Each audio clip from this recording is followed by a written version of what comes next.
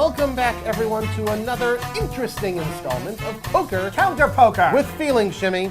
Counter Poker! Poker Counter Poker here, and the topic we're discussing this week is the World Series of Poker once again, which is coming up soon. Do you play, and not bracelet events, but do you play regular tournaments, or do you play cash games? All right. Poker! Counter Poker. No, I'm starting this one off, Okay, buddy. let's start with Counter Poker. We're going to start with Counter Poker. To be a little bit fair, this is kind of a stylistic choice because both are definitely legitimate ways of playing poker, and people will have different strategies for both. From my perspective, though, I would say you gotta go with tournaments. And the reason why, simply, is because you want to limit your risk. When you're sitting down at a cash game, you end up putting more on the table. Poker! You do not limit your risks, Mr. Fish. You have to go for it. This is the World Series. All the tourists are in town, okay? You have people from all walks of life who are coming in just happy to spend money. It's Vegas. This is the time to take Counter Poker. This is the time that Robbie's going to come back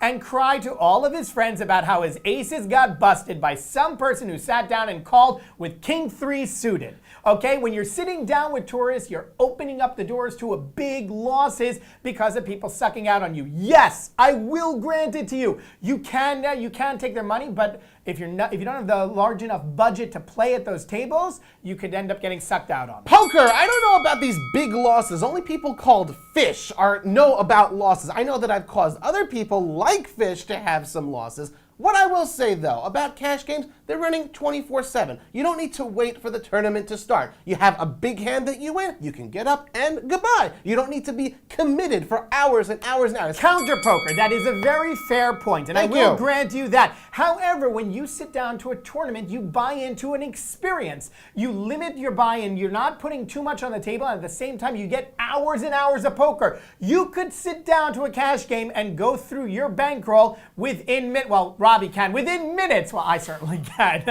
He took my poker points! That's called preempting the attack, baby!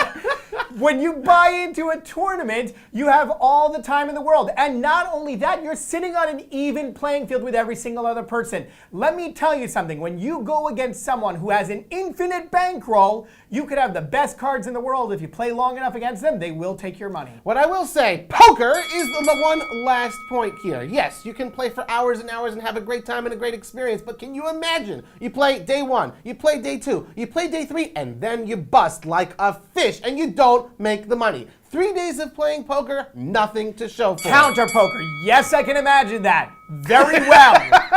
And let me tell you that even looking back on that, the experience of playing 3 days straight of poker is one to remember. Doing that at the cash table, less so. So what do you think, people? Poker?